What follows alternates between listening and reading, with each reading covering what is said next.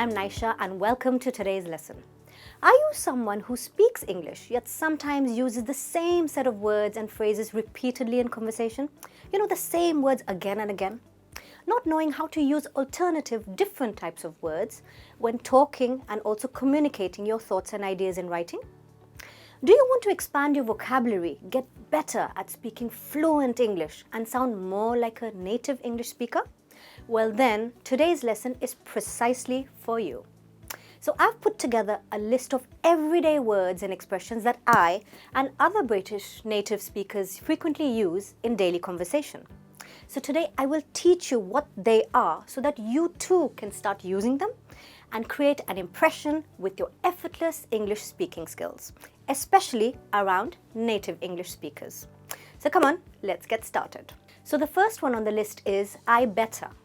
I better is another way to simply say I should. So if you feel it's time that you should do or say something, then instead of saying I should, try saying I better. I better get some rest before I take the early morning flight. I better tell her the truth. She's really upset with me. So see, this is a simple way to replace saying I should with I better, and do use it. Next we have what's his face, what's her face. Yeah, don't look at me like that. This is a very common thing that British people do say. It's an informal slang sentence filler to replace the when you're trying to remember someone's name in a conversation and you just can't remember. So have a look at this conversation. Person one says, I bumped into your friend in town today. And person two says, oh, you did? Who? Which friend did you bump into? So then person one says, I can't remember her name. What's her name? Oh yeah, Tina, yeah, Tina. See, so many and ums in that sentence, right? But now let's use this expression instead. What's her face? What's his face in this conversation? So person two says, oh, you did? Who? Which friend did you meet? And person one says, I met, what's her face? Tina. Yeah, I met Tina. See, automatically that gap, that reduces, and you don't have to use that, and your speech can just be a lot more fluent. If it's a guy's name you're trying to remember, you would say, what's his face? Just replace what's her face with what's his face. So right, next we have the expression, I couldn't care less. I couldn't care less. I'm sure you must be able to work out the meaning of this phrase, right?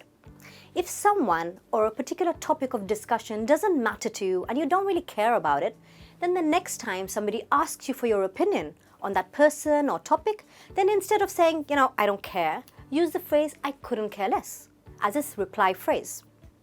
Here's some example sentences using I couldn't care less. Your ex-boyfriend was at the party with his new girlfriend. Did that bother you? And your reply can be, no, I've moved on, and to be honest, I couldn't care less. I'm gonna do what I feel is right. I couldn't care less what people think of my decision. See, simple way of saying that you don't really care, but in a better way, saying I couldn't care less. Next we have don't worry about it. No worries and no problem. These are all informal ways to simply say it's okay. See, 3 different ways to say it's okay. We use the words it's okay so much in daily conversation, but why make our English speaking skills so boring by repeatedly replying it's okay in situations? Instead of saying it's okay, try saying no worries. Sorry I had to cancel our meeting yesterday. I was feeling really unwell. And your reply can be simply no worries. I'm so sorry I completely forgot to call you. What can you say? You can just say, no problem. Hey, thanks for waiting for me. And your reply can be, don't worry about it. Do use these phrases to avoid saying the boring it's okay as a standard reply. These three phrases can also be used to say you're welcome. Thank you for the lift to work this morning. I was really running late. No worries. Thanks for all your help today. I really appreciate it. Don't worry about it. Or reply with a simple, it's not a problem. Next we have could've, should've, would've. Simply short for could have, should have, and would have. As you may have realized, natives have the habit of shortening words when talking. Why take the extra effort to say all the entire words when the meaning of what you're saying remains the same and is easily understood when the words are shortened? So why say, I could have gone when you can quickly say I could have. See, it's quick. Here are some examples. I would have believed you, but then you burst out laughing. So instead of saying I would have believed you, just quickly say I would have believed you, but then you burst out laughing. We should have informed them that the meeting is postponed. Now, the shortened use of could have, would have, and should have in these sentences is precisely how natives would say it. And you should try to do the same next time you're in a conversation with someone. Next, we have fair enough. What do you think this phrase means? Fair enough. This is an informal phrase used to express that what someone has said to you is acceptable or understandable. So you could say, fair enough, I admit the presentation needs a few changes. Thanks for your feedback. So by saying fair enough in this sentence, you're acknowledging that they feel that your presentation needs a few changes. You can make it better. So you're just acknowledging them and giving them thanks for their feedback by just saying fair enough. I agree he's quite an expert at the game, which is why he mostly wins, and that's fair enough. So if someone's really good at a game, and you agree that, it's justified that they win every time, so then you can just say it's fair enough. It's understandable that they win every time because they're such a pro at the game. Next, we have can't make it. It's an informal way to say you can't attend or you can't go somewhere. Hey, I'm sorry I can't make it to your party tonight. I've got an important exam in the morning and I still need to finish revising for it. And as we learned earlier in the video, your reply could simply be, that's a shame, but fair enough. Next, we have my bad. My bad. This is an informal phrase which is the equivalent to saying, sorry, it's my mistake, or I admit it's my fault. The word is my bad. The word bad is a synonym for a mistake. Now, there's nothing wrong with saying, sorry, it's my mistake, or it's my fault every time you make a mistake.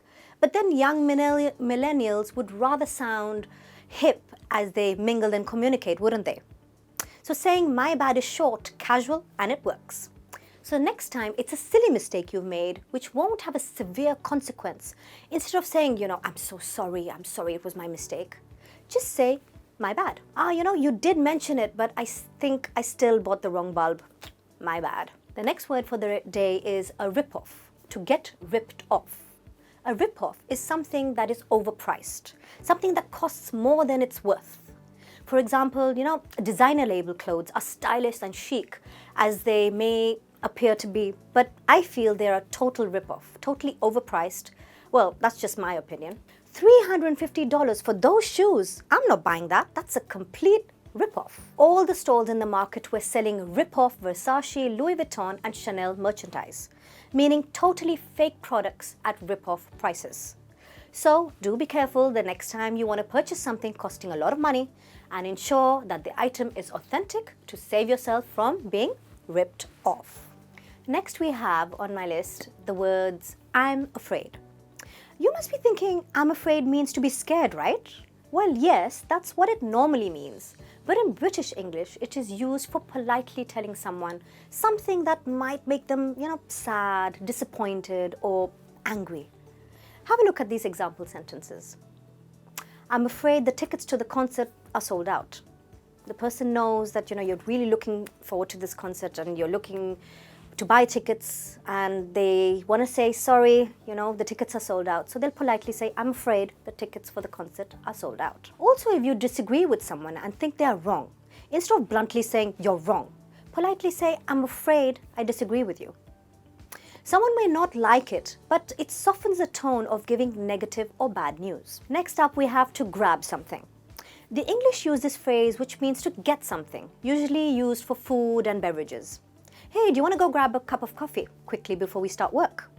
So here, the person is asking their work colleague if they want to just quickly go and have a coffee before the start of their working day.